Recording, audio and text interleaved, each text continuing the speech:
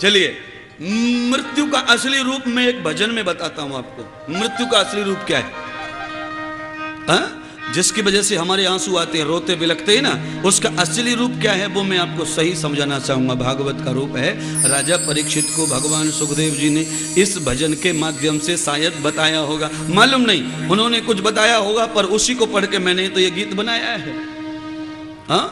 मिट्टी में मिलेगी मिट्टी और पानी में पानी, पानी का बबूला जैसे तेरी जिंदगानी। मिट्टी में मिलेगी मिट्टी, पानी में पानी, पानी का बबूला जैसी तेरी जिंदगानी।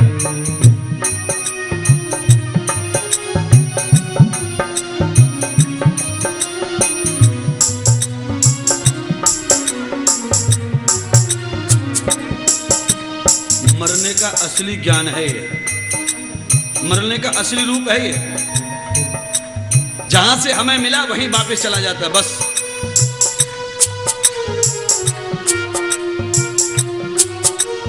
न कोई जन्मता है न मरता है, हम खाली इकट्ठे होते हैं और बिछड़ जाते हैं। कैसे? जैसे ऐसे 6 बजे आए और 9 बजे के बाद अभी कैसे चुपक के बैठे, मेरे जाने के बाद क्यों नहीं बैठते यहाँ?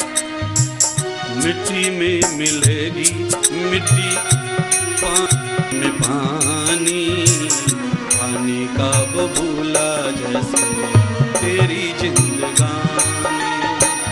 मिट्टी में मिलेगी मिट्टी, पानी में पानी, पानी का बबूला जैसे तेरी जिंदगानी।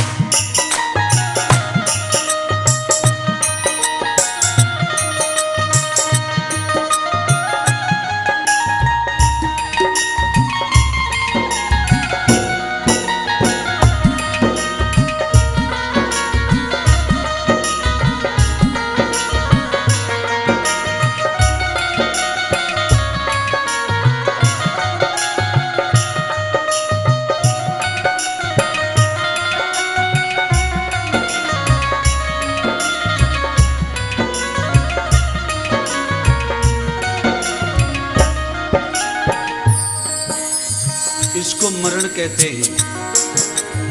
याद रखिए, बारिश जब जोर से होती है तो पानी यहाँ दिखता है, और जब पानी बह करके नदी और नलियों में जाता है तो सीधा समुद्र में पहुंच जाता है, और वही समुद्र का पानी फिर हवाओं में आकाश में जाता है, फिर बारिश होके हमारे घर आ जाता है, और फिर बह के फिर समुद्र में चला जाता है। अब इसमें क्या मर गया और क्या पैदा हो गया बताओ? ये तुम्हारी बुद्धि का भ्रम है खाली। समुद्र का पानी समुद्र में ही जाता है, पर हमारी आंखों के सामने से जाता है। फर्क इतना, 4 महीने बरसता है आंखों के सामने समुद्र का पानी, और नदी और नालों के द्वारा वहीं पहुंच जाता है जहां से आया है। इसमें क्या मर गया? क्यों गम करते, क्यों रोते? सुनिए, मृत्यु कब आती है और मरण कब होता है, सुनिएगा। प्रभु के भजन बिन तेरी सुनी जिंदगानी, के भजन बिन तेरी सुनी जिंदगानी। सुनेगा न कोई तेरे दुखों की कहानी, सुनेगा न कोई तेरे दुखों की कहानी। प्रभु के भजन बिन तेरी सुनी जिंदगानी, सुनी के भजन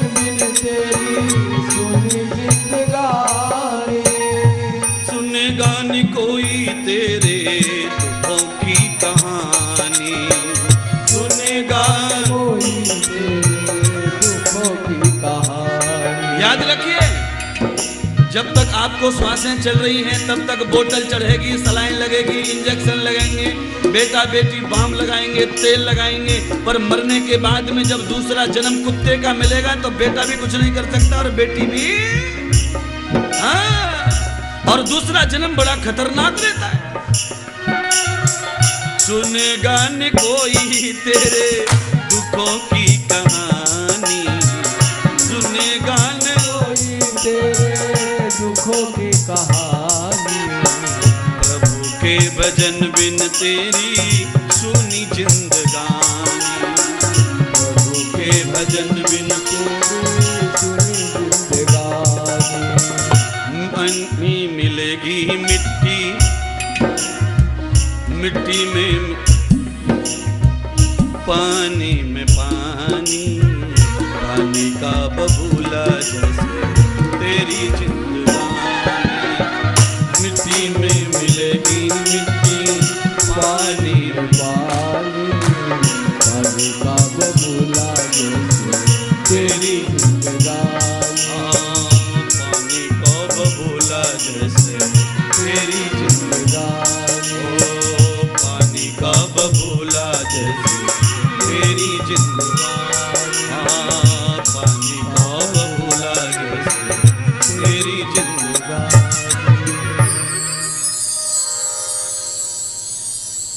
मरण मानी कुछ भी नहीं होता है। जन्म और मरण तो ये सब संसार का चक्र है और ये चक्र कभी बंद नहीं होगा।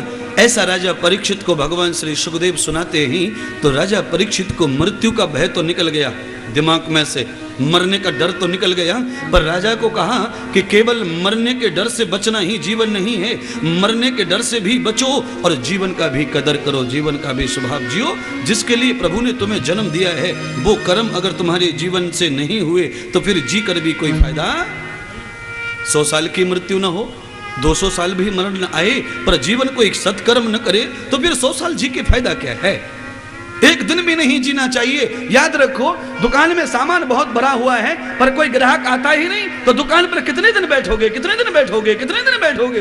1 रुपए का व्यापार होता नहीं तो दुकान पर क्या माथा फोड़ोगे। जब सत्कर्म किया ही जाता नहीं तो जी के भी क्या फायदा है। अरे धंधा चलना चाहिए, जीवन चलना चाहिए, कर्म होना चाहिए, सुख मिलना चाहिए, आनंद मिलना चाहिए, परमात्मा दर्शन देना चाहिए तो जियो, 1000 साल जियो। अगर ये नहीं हो रहा है तो जीने का कोई अर्थ नहीं। राजा को दोनों बातें सिखाई गुरु ने।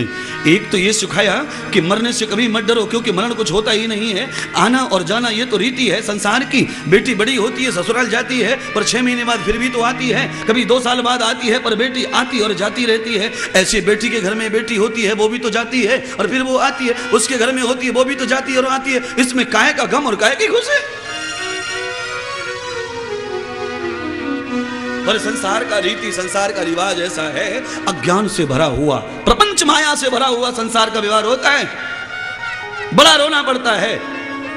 एक दिन वो होता है जो बेटी की शादी के लिए पापा भटकता फिरता है, भटकता फिरता है, भटकता फिरता है और बेटी की शादी करने के लिए लाखों रुपए खर्च करने का भी भाव रखता है। पर बेटी की शादी करने की खुशी भी रहती है, नए कपड़े भी पहनता है, पूरी बारात के लिए भी तैयारी करता है, अपनी बहू को, अपनी बीबी को, अपने बेटों को सबको नए कपड़े सिलवाता है। अगर रोना ही था तो नए कपड़े क्यों, नया पंडाल क्यों, नई हलवाई क्यों, नया भोजन क्यों।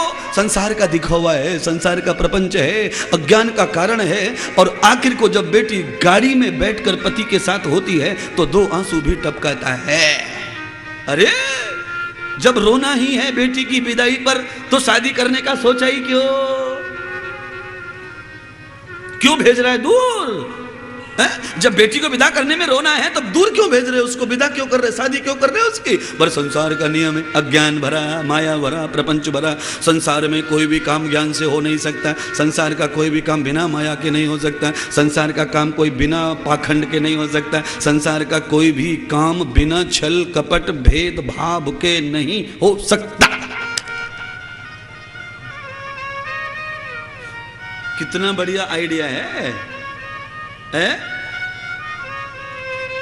पहले तो तड़फ रहा शादी करने बेटी की, सबसे पूछ रहा है कोई लड़का बताओ, कोई लड़का बताओ, कोई लड़का बताओ, कोई लड़का बताओ। और अंदर ये भी मालूम है कि लड़का मिल गया है तो खर्चा भी करना, उसकी भी तैयारी है। है। और बेटी की शादी में शौक शान भी पूरा करना है, सजना है, धजना है, कोट पैंट टाई साड़ी वाड़ी काड़ी सब पहनना है, मजा लूटना है, और बाद में थोड़ा रोना भी है। सुनिए, जैसे बेटी की शादी से पहले आनंद मिलता है, बेटी की विदाई के समय 2 आंसू बहाने पड़ते हैं, ऐसे ही जीवन का धर्म है, ऐसे ही जीवन का अर्थ है, और ऐसे ही अपने जीवन को समझना चाहिए। जब जन्म होता है तब से लेकर मरण तक ये सारा व्यवहार आनंद और सुखियों का और खुशियों का चलता रहता है। और जब थोड़ी सी वियोग विदाई होती है, विदाई, उस समय जैसे बेटी के लिए रोते हैं, ऐसे मरे हुए के लिए भी 2 आंसू बहाने। हाँ, और वो भी चलो असली मान लो, मैं तो असली मानता नहीं हूं, पर आप असली आंसू मान लीजिए। हैं? पर वो कब तक बहाते हैं ये भी बताओ, कब तक? तुम लोगों में से एक भी ऐसा नहीं है जिसके घर में कोई मरा ना हो, पर तुम का अभी तक रो रहे क्या? मुझे तो हंसते दिख रहे सब। पकड़ गए कि नहीं नकल? चोरी पकड़ी गई कि ना तुम्हारे टेपा खंड की? जब कोई मर जाए तो चौकट से माथा फोड़ेगी, भैंस बकरियों पे माथा फोड़ेगी, रोड पे गिरेगी, गिरेगा। अब तो कोई नहीं है दुनिया में, मैं तो बर्बाद हो गया, मेरा तो सब लुट गया, लुट गया, लुट गया।